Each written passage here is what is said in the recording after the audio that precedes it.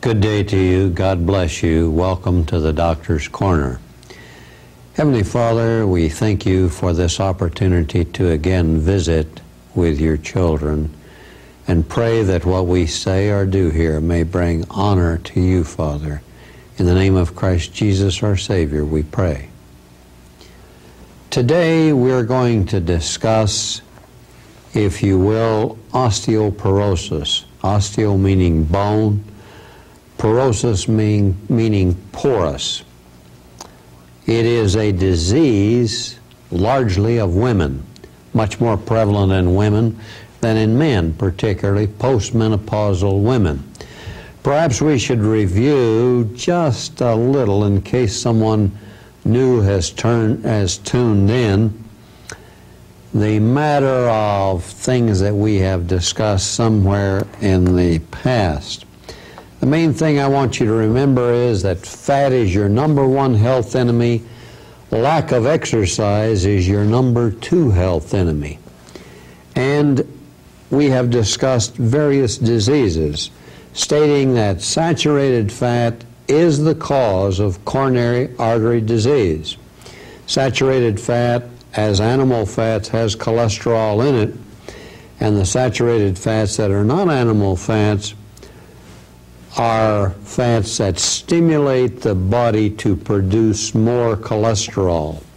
And the unsaturated fats that unfortunately were promoted for a while by parts of the medical community cause cancer. So all fat is bad for you, the exception being olive oil, which is the oil of our people, the oil of gladness, the oil of anointing, that actually does good for all of us, and the very opposite of most of the fats. But olive oil is a monounsaturated oil. Well, I thought peanut oil was monounsaturated. Yes, it is, partially. But olive oil is much more monounsaturated than peanut oil, and peanut oil causes problems. Then if we don't want cancer, we don't eat the polyunsaturated oils, and if we don't want coronary artery disease, we don't eat the saturated fats or the animal fats. We hope you want none of these diseases. Well, is he saying I can't eat any meat, eggs, cheese, butter, or milk? Of course not. Anything that God created for food for you is good for you. We have a tendency to eat excesses of them on occasions, and they cause us problems. Not only cancer of the colon, the breast, the ovary, the uterus, the prostate, and the pancreas, not only heart disease, but also it causes high blood pressure and diabetes and gout, a number of other diseases that we haven't discussed yet, and I probably better not get into those. Enough said then on the review. Let's get into this matter of osteoporosis, or porous bones, in women that are past the menopause particularly. It's a major illness that faces all of our American women. About a fourth of them have this disease, or this bone weakening, this disease that proper food and exercise will eliminate. Well, if osteoporosis is a thinning of the bones, how do we eliminate that? First of all, we cause the bone mass to become as great as we can during the growth years. You see, women's bones stop growing at about age 18, on the average.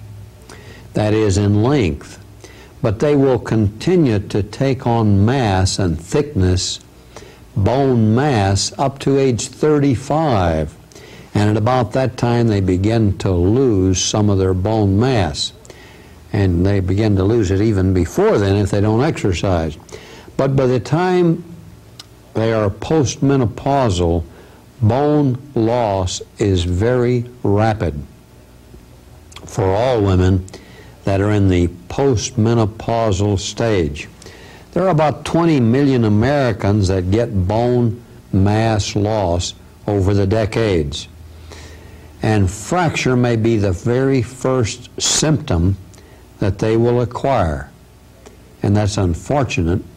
But say a fracture of the hip, and over 1 million of them occur each year. When you add up fractures of the hip and the vertebra and the wrist that occur as a cause of osteoporosis, then we realize it's a major problem. There's about 1.5 million, 1.3 million anyway, that develop this fracture because of osteoporosis. Well, now, what about children getting fractures or other people? It's true that the growth centers may fracture in younger people and in people of any age if there's enough stress. But it happens very easily in people who have osteoporosis. Perhaps just twisting, the hip will fracture and then they will fall. It wasn't the fall that caused the fracture at all, but just the twisting, the pull of the muscle. In our years in practice in medicine, we have realized that even turning a patient in bed with osteoporosis, the nurse can realize that a fracture has occurred just by rolling the patient over. And yes, fractures of the ribs can occur just with a friendly hug of those people. And a fracture of ribs, fracture of the wrist can occur just by falling and catching the weight on the palm of that hand as you fall. So it is an important disease, and it is mainly of women.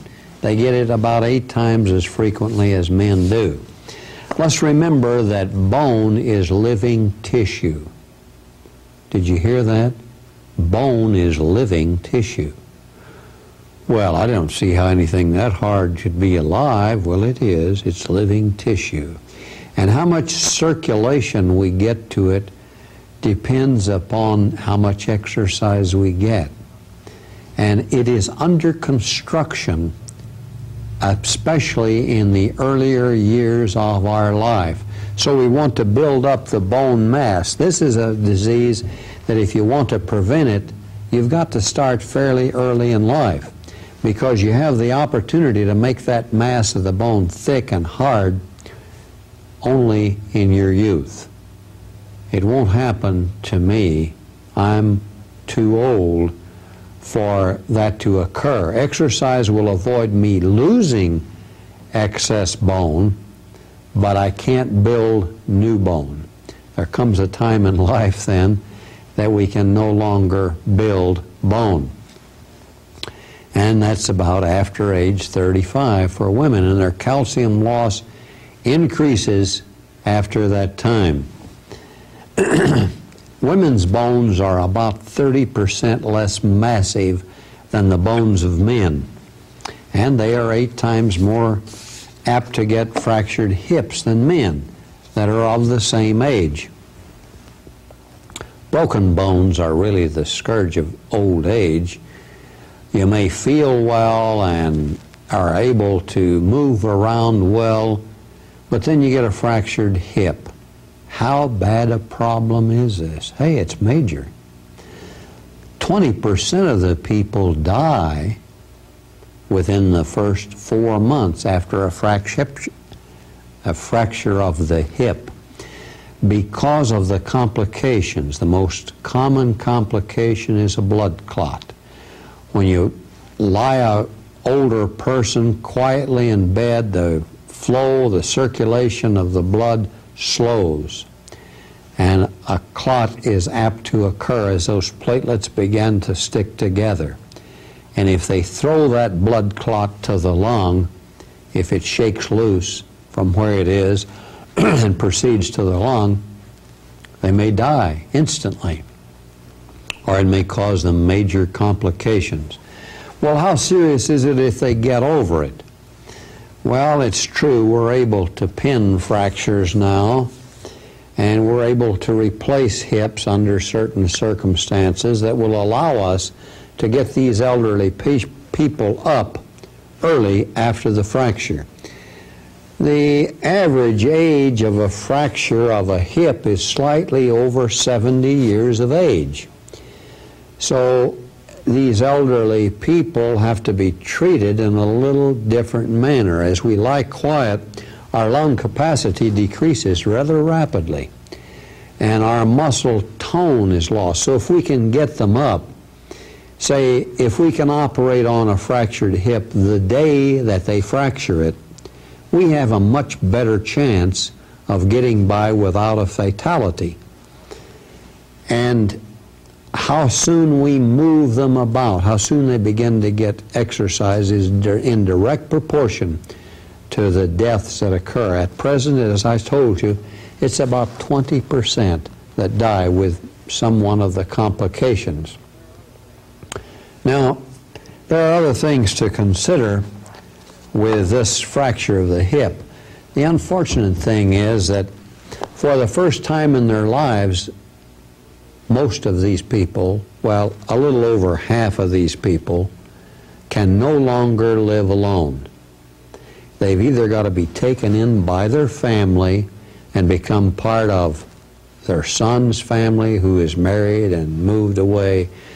They have to move away from their home, or they have to go in a nursing home. And this really is a tragedy for someone to have to leave their home. We hate to have to see it happen.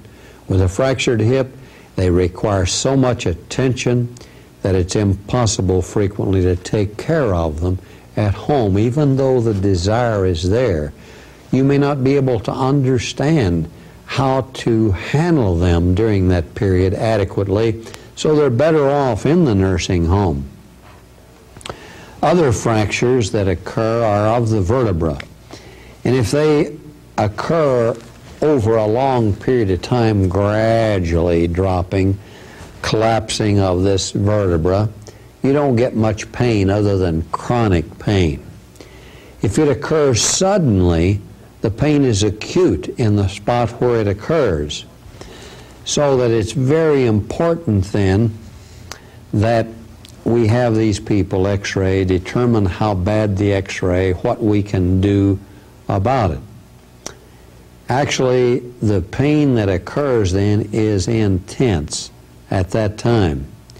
Now, unfortunately, and it isn't always realized, but the patient who has osteoporosis, and hey, he may not even know that he has it, can only lift a bag of groceries and the fracture of the vertebra occurs. Or he may pick up a sack of a few things, or a bag, or a box of something that he has lifted before, but maybe not in several months, and fracture his back. Well, this requires a brace to allow it to heal and bed rest, and there are major complications when you put people at bed rest. They're about 70 years of age also that get these fractures of the vertebra, although they may occur as early as 55 years of age and ordinarily between 55 and 75. It's the fracture of these vertebrae that allow people to develop what we call a dowager's hump. This humpback type thing that people get as they get older is because their bones become so porous that they begin to collapse. They've thinned. So if they are gradual, then it's a chronic thing. And if it's gradual, it's a non-painful thing, just chronic pain that isn't so intense. What about fractured wrists? Well, they occur at many ages, but usually begin to become frequent after 50. And it isn't such a big deal. A fractured wrist ordinarily will heal without any big thing in a couple of months. But it is a warning that you have osteoporosis. not in a younger person, maybe their bone hasn't completely developed, or not in severe trauma, but just if you fall and catch yourself, it's a serious warning then of bone loss. Who are some of the people, excuse me just a minute here, who are some of the people that are at great risk of osteoporosis? Well, as I've told you, all women have a great risk of osteoporosis. It's greater in those people that are light-skinned, that are thin, that are rather inactive. Exercise helps to prevent it. Early menopause, the female hormone is protective. Did you hear me? In early menopause. What about in surgical menopause? Yes, if we suddenly remove the ovaries and for some reason, whatever it may be, and this takes the advice of your doctor, but if that patient is placed on hormones at that time, it will help to prevent the osteoporosis. We'll talk about this a little more as we go on. Well, what about alcohol? Alcohol causes calcium to liquefy and leave the body. It's leached from the body rapidly.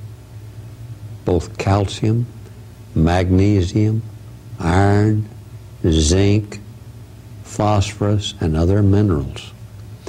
And caffeine does the same thing, although its bad problem, particularly coffee, is that it doesn't allow us to absorb the calcium that we ingest. Well, what is the best source of calcium? What should I buy at the health food store? Well, it's really not a health food product that's the best source. It's true, if you already have osteoporosis, you need a supplement. But it's the absorption of calcium that is the important thing. We're to absorb it. And caffeine, coffee, and that sort of thing will avoid your properly absorbing the calcium. So it's not usually a matter of not taking it in adequately. The best source of it then is fruits and vegetables as grown. They have much calcium in them, and if we don't drink coffee with our meals, if we drink it between our meals, it doesn't create so much of a problem with this particular thing, osteoporosis. So caffeine is a no-no. Well, what about smoking? It's the worst of all. Smoking accelerates the development of osteoporosis. It will actually accelerate menopause by 5 years in women if they smoke. And it causes the calcium to liquefy and pass through the kidneys in large quantities, and all of the other minerals with it. So it is detrimental to us then and speeds up the development of osteoporosis, makes it worse. Well, a high-protein diet will do the same thing, won't it? Yes, it does. A high-protein diet, as protein is digested, it prevents the absorption of much of the calcium and it causes the calcium to be leached from your system. Inactivity is probably one of the worst things. Don't lay around, move around every day. Spend your time lying around as you sleep at night. It's true that postmenopausal women should take a supplement of calcium because they are so predisposed to developing osteoporosis, they need something to help. Family history is important also. Now, how can we retard this bone loss, this calcium connection? How can we slow down the loss of the calcium? Well, milk is the main source of calcium in the American diet. It really ought to be fruits and vegetables. Milk is fine. Skim milk is a plus because you have removed the fat. Now, whole milk's not bad. I don't mean that. Only if you have disease should you skim the milk, or if you have a tendency to the disease. So the bones bodies then are our calcium storage banks. That's the only place we can store calcium is in the bones. And the thicker we get them to be when we're young, the less apt we are to get osteoporosis when we're old.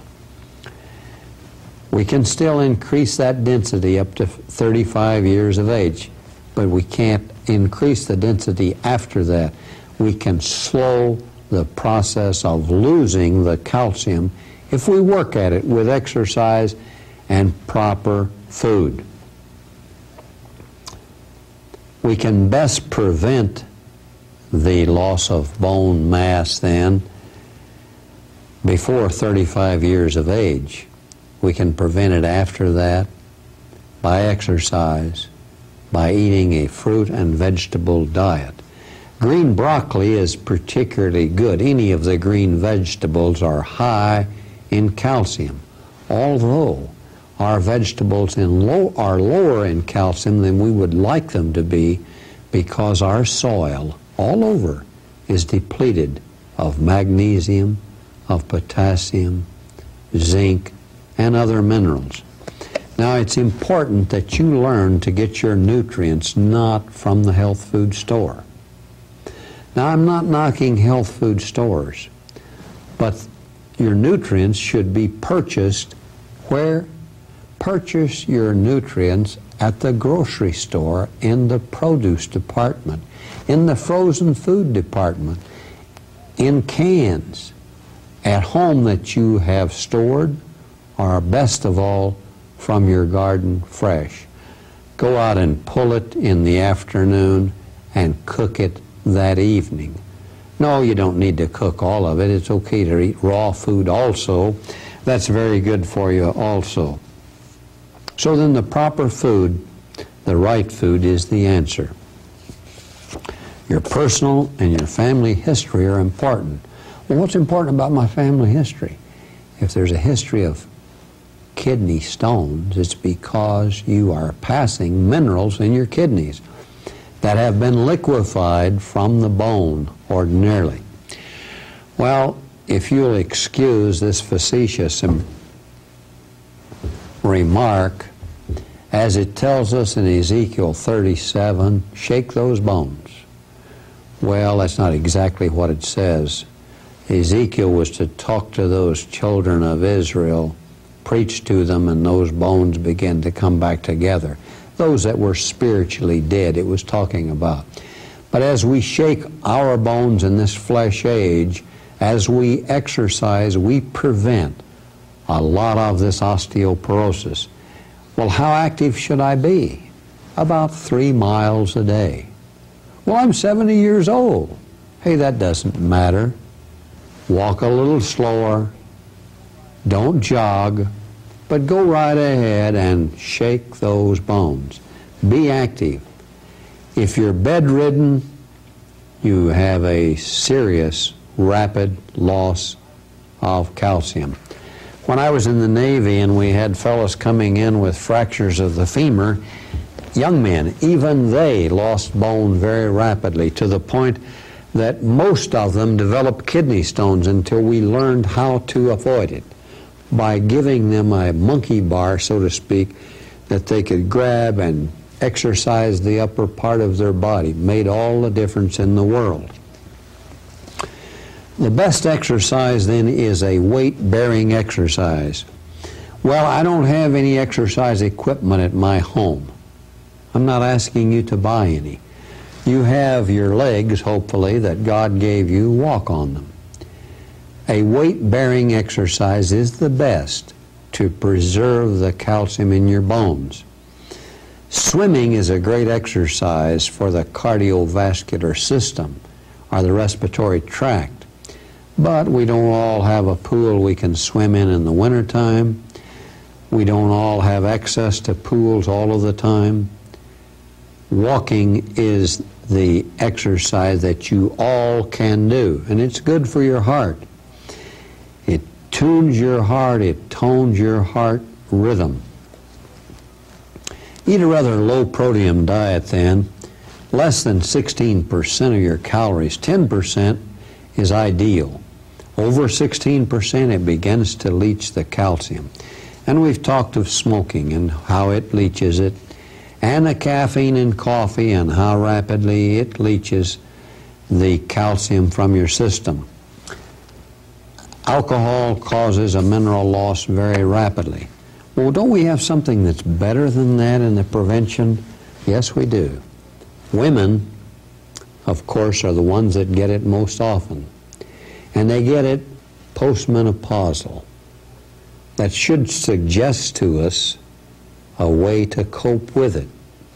The way to cope with it, then, is to use estrogenic stimulation along with progesterone on a cyclic basis, simulating that which occurs by nature, as the women menstruate once a month, simulating that same program. Well,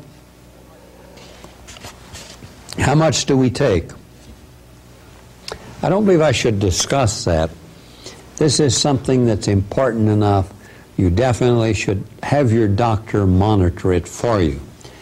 Yes, estrogen then that is manufactured by your ovaries and progesterone that's manufactured by your ovaries help to prevent osteoporosis and fractures. Well, how much does it prevent? Well, those women that have estrogenic stimulation cyclically with the progesterone, it reduces hip fractures by about 60%. And as great as the complications are to hip fractures, hey, it's well worthwhile. Well, I heard that this estrogenic substance gave you carcinoma. Well, for one who has had their uterus removed, the endometrial lining of the uterus, no, it doesn't cause you to get cancer. There's no risk at all. Well, what about if I haven't had my uterus removed? The risk is so tiny that it is insignificant. The rewards that you reap from taking it are so far greater than the small risk. And if this is monitored, there's virtually no risk. It's so much smaller that it's okay to go ahead and take these. Take this estrogen. Actually, what we need to do then is take enough estrogen. Well, let the doctor decide what is proper in your case. And if you have a surgical menopause and you're young, you should be started on it immediately to avoid hot flashes. You don't even get old as rapidly, even if you're postmenopausal. Your hair doesn't fall out. Your hair is, well, it has more shine to it. Sounds like I've got a commercial going here. Actually, the estrogenic substance then is for a purpose. Even in the development of atherosclerosis, we find that women lag after men by 10 years. That's the reason they're not so apt to get heart attacks. And if we supplement this, then we can prolong it. They're about 10 years behind us, and they will stay 10 years behind us if we give them the estrogenic and progesterone stimulation. And they won't develop hot flashes and vaginal dryness and all of these other complications. But hip fracture is the main one. It reduces hip fracture by 60%. That's very significant. And the risk of endometrial cancer is greatly reduced if you use progesterone with the estrogen and cyclically stimulating them. So the risk far outweighs that which occurs otherwise. 25% of your bone mass must be lost before it's detectable by X-ray. So don't just think because you had an X-ray and someone told you your bones look okay that they're okay. Well, I thought they had nuclear imaging now. Yes, they do, and it's much more effective. Very expensive, but very good. But a better way is to just go ahead and line up a program that's going to prevent it by exercise and proper food. You don't have to worry about it at all. I don't want you to worry about it anyway, because if it occurs, it won't really matter too much. I want to talk for a moment about health care. Someone asked me, why don't you talk more about health care? The president's talking about it. Everyone's writing articles that we need more money for health care. It's very expensive. Yes, it is. But we do not need more health care, period. We need more health advice, good advice, and then we need to follow it. Remember, knowledge is of no effect until we apply it. Yes, Ben Franklin told us one time, he said, it will amaze you how long a truth is known before it's acted upon.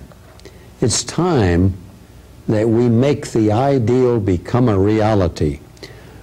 Do something about this now, and we won't need more hospital beds, more doctors, more money for health care. Use the proper health advice. If everyone would just heed the matter of not eating fat, that would eliminate so many of our problems. It would help us to prevent about 80% of our illnesses today, probably more, that we don't really understand. Let's talk a little bit about alcohol, if you will. Alcohol, was it spoken of by our Father? Well, yes, in Timothy 5:23, he spoke of a little wine for the stomach's sake. Yes, and I've heard all sorts of explanations. It's true, if the stomach is nervous, if you've allowed yourself to get under stress, if you have problems and you can't properly digest your food, a little wine before dinner will help to relax. But I want you also to know that St. Paul was a real veteran. Hey, Paul had been through all of the problems.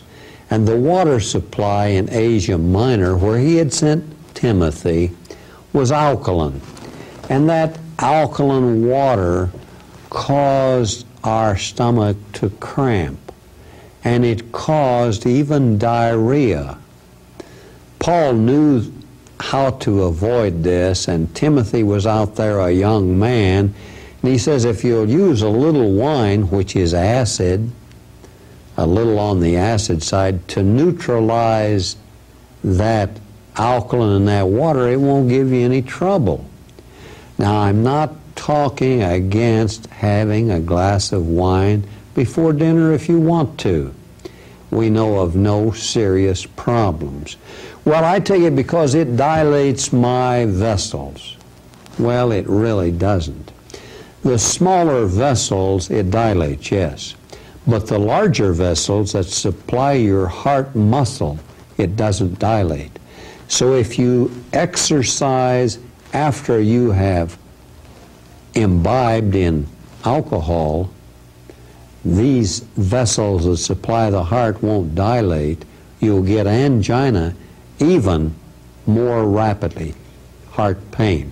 It is true that alcohol acts sort of as an anesthetic agent, and you may not notice it quite as soon, which means you, in ignorance, may go ahead and exercise more than you should and create major problems. Well, is that the only place the Father speaks of this? No, not really.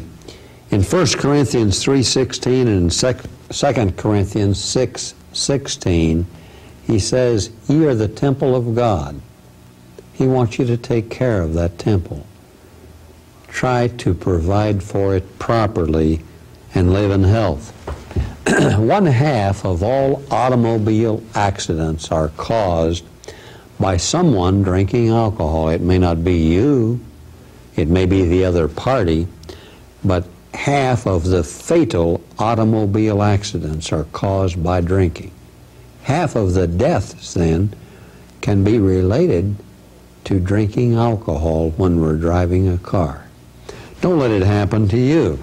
There's about 110 million people that drink in this country, and it causes 200,000 deaths annually.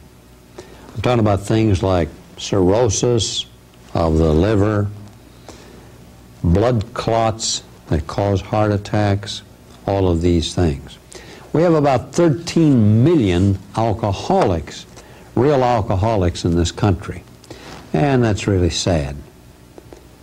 The oxygen transport is greatly decreased to the vital organs if we drink.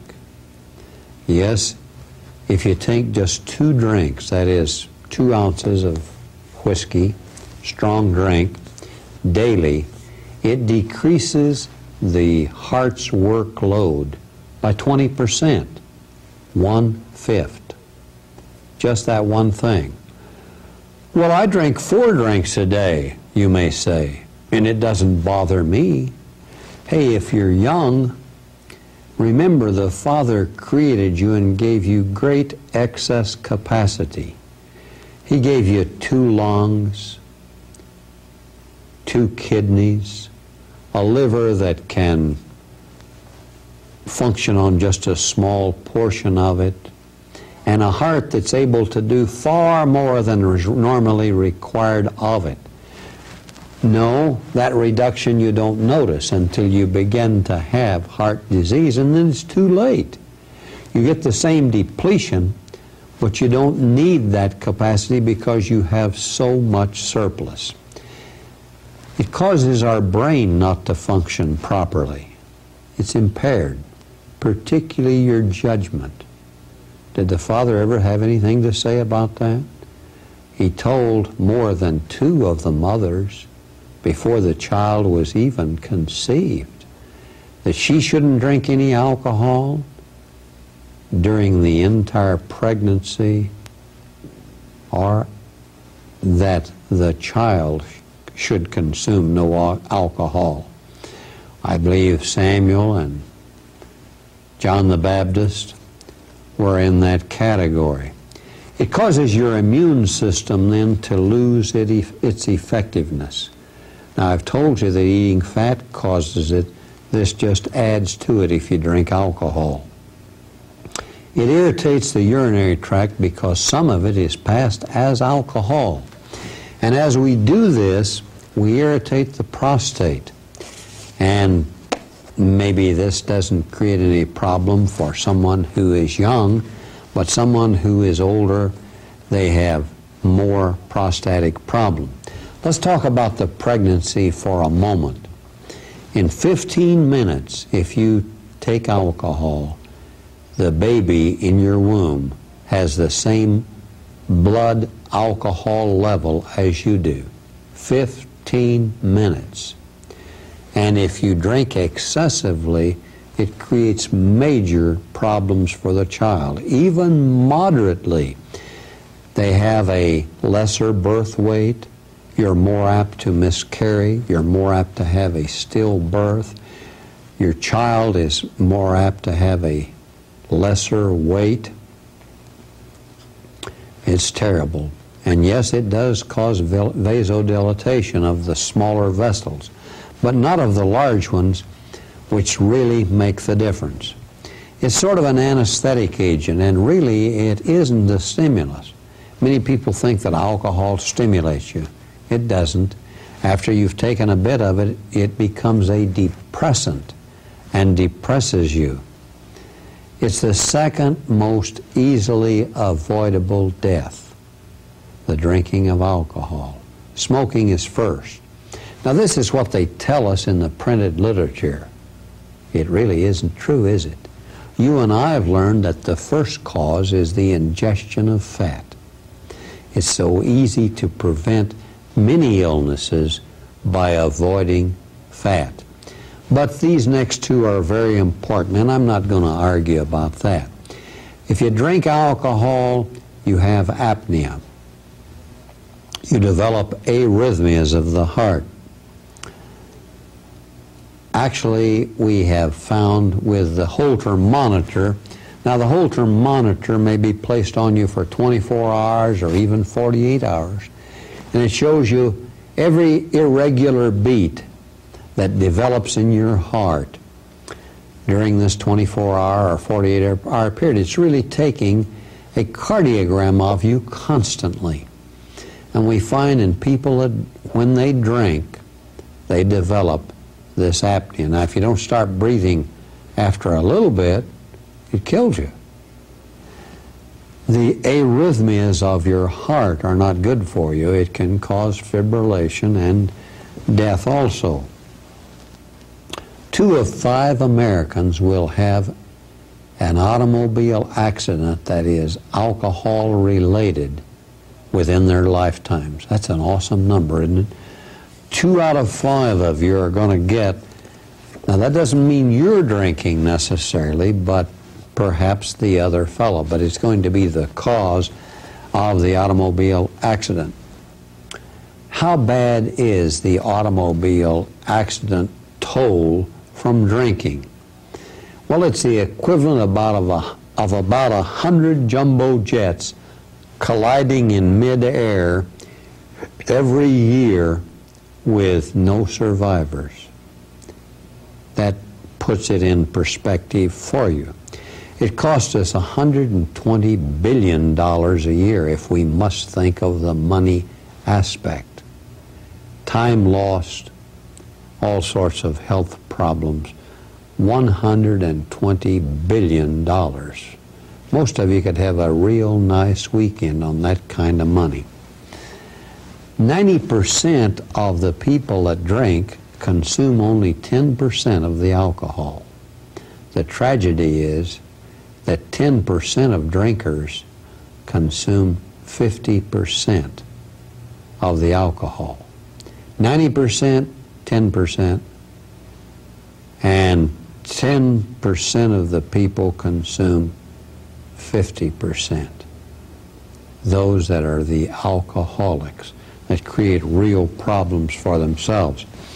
Now there's about 100,000 deaths then a year that are directly related just to the automobile. Half of all suicidal deaths, I'm talking about murder, suicide, accidental deaths of any kind, are related to alcohol, whether you're working around machinery or some other accident in the home that causes death. Alcohol gets me to sleep, you may tell me. Well, exercise would be much better. 25% of the automobile accident insurance paid out is paid out to people who are drinkers, and the drinking has caused the automobile accident. 25%. Well, I think we'll talk a little bit about smoking. This is a good subject that perhaps you know some of the problems, but let's lay it out on the table here. Smoking occurs in about 110 million Americans. It causes 30% of cancer deaths. Yes? Not only cancer of the lung, we've gone over this before, but it never hurts to go over it again because we don't grasp everything the first time. Smoking caused not only cancer of the lung, but of the breast, the ovary, the uterus, the prostate, the pancreas. Cancer of the lung, the breast, the uterus, the ovaries, the prostate, and the pancreas. With cancer of the lung, it's pretty bad because only 10% of the people who have cancer of the lung survive 5 years.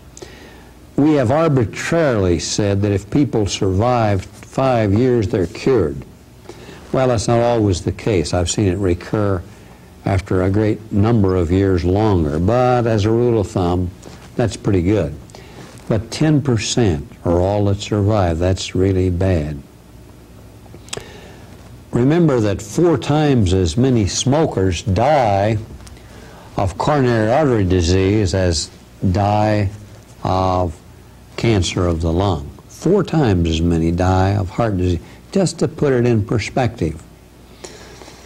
And cancer of the lung is not the only thing. The throat, the larynx, the lip, the tongue, the esophagus, and the urinary bladder are all caused by smoking. And you can prevent it now with no medicine, no drugs, no money, no doctor's office visits, no advice at all. You now have the knowledge. Well, how bad is the oxygen depletion? If you add smoke and drinking and fat and sugar all together, it's bad. Over 1/3 of the oxygen doesn't get through if you do that. Well, how much does it affect the immune system? Smoking alone affects the immune system by reducing its efficiency by 3 times. And in addition to smoking, if you drink and eat fat, it reduces the efficiency of your immune system by 10 times. So if you don't want to be sick, don't eat fat, don't smoke, and don't drink. The immune system really does work, but we have to eat no fat, no smoking, and no alcohol to cause it to work most efficiently. Now, oxygen depletion is a factor in many diseases. When you smoke, not only do you have carbon dioxide in your bloodstream, but also carbon monoxide. Enough carbon monoxide kills you. This is the thing that causes ventricular fibrillation. And I thought you said that everyone died that had ventricular fibrillation. No, not everyone. Again, with the Holter monitor, we have found that the thing you do when you smoke, you have this ventricular fibrillation, but it's mild, and the body overcomes it. Well, what about osteoporosis? I thought you said something about that. Yes, smoking causes poor absorption of the calcium and causes the minerals to go into solution and be passed through your kidneys. You leach your bones. What about chronic obstructive pulmonary disease? Emphysema. Yes, smoking is the #1 cause. Well, I thought coal miners got this. Well, they do on occasions, but ask the question, do they smoke? Smoking is the cause. Actually, working in a coal mine causes many problems. Chronic obstructive pulmonary disease and emphysema really isn't one of them. And I don't want to argue this point because there are many opinions on it, but it's true. There are 1,000 tobacco deaths daily. Finally, they have decided not to allow you to advertise cigarettes, tobacco, but they really don't tell you how bad it is. Well, have they worked out how bad it is? Yes, to the cigarette. 1 pack a day increases your risk of a coronary artery attack by 20 times. 2 packs, 40 times. 3 packs, 60 times. 4 packs, 80 times, and on it goes. 1 percentage point for each cigarette that you smoke. Think of each cigarette as just a nail that you're driving in your coffin. It's a type of predetermined suicide. If you want to commit suicide, go ahead and smoke. That's your prerogative. It's the leading cause of death from house fires. Kills a couple of thousand people every day. Well, what is the good news? Well, the good news is that of American white males, they are decreasing their use of tobacco. The bad news is that white women, particularly young women, are increasing their consumption of tobacco.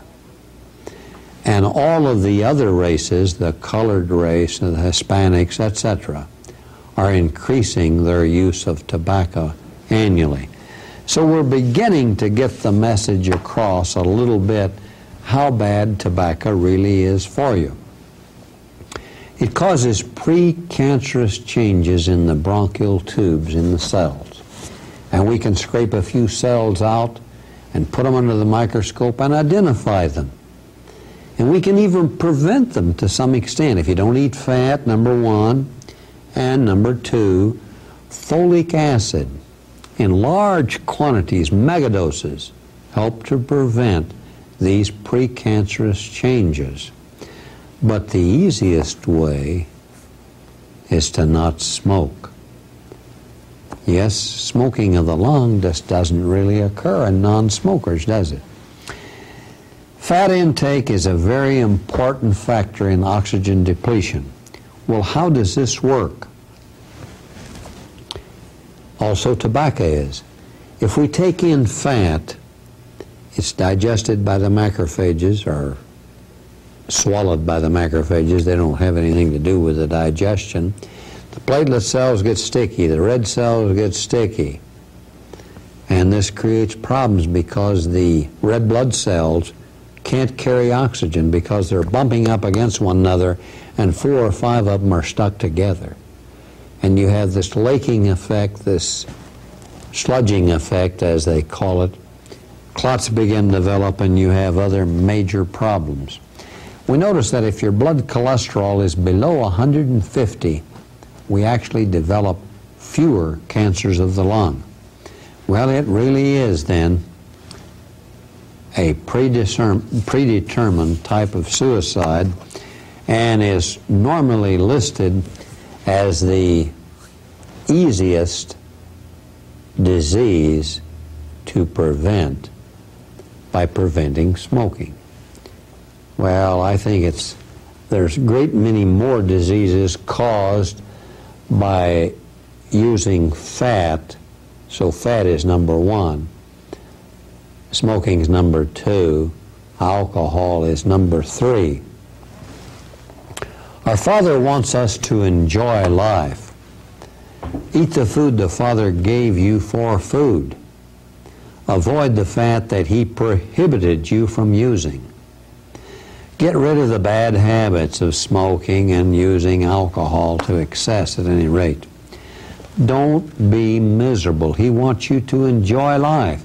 Eat the things that you like. Less fat. Less fat. Remove the fat. Eat anything you like. Cut the fat off of the meat and so on. Now I want you to work out your own recipes. On the left side over here, put the things that you shouldn't eat. On the right side, the things that you ought to eat. We'll spend the time talking about that before long. But as you work out your own recipe, it doesn't do any good for me to give you a recipe. It may be foods you don't like. I eat very simple foods. I'm not hard to please. I can eat rice, potatoes, corn, beans, broccoli, all sorts of vegetables with absolutely no problem. I love them. I grew up on them. I continue to like them. Mentioning growing up, I grew up eating a bit more meat than is good for me, but I have learned to cut that back. Eat more bread, it's good for you. You know, even 50% of your calories as bread is okay. You really burn up or use only about 70% of the calories in bread. 30% of the calories you don't digest. And it has the added effect that if you eat 2 or 3 or 4 slices of bread, you don't eat so much other stuff.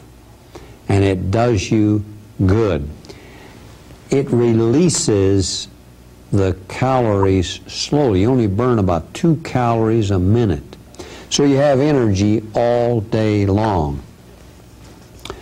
Discipline yourself in the flesh. Enjoy this flesh life. Make it work for you and for God. Discipline the flesh. Satisfy your appetite wisely. Never diet. To diet is to suggest that you're going to go off of the diet, and we don't really want to do that. Remember, we don't need more health care. We need more health advice. You have received it. Not from me, from the Father. So you can depend on it. He is the authority, and He is never wrong. He created this body. He wants you to enjoy it. Stay in His Word. It is the soul food. It is your soul food. The Word of God is your food for your thoughts. Keep your eye on Christ. He is the great physician. He will heal you.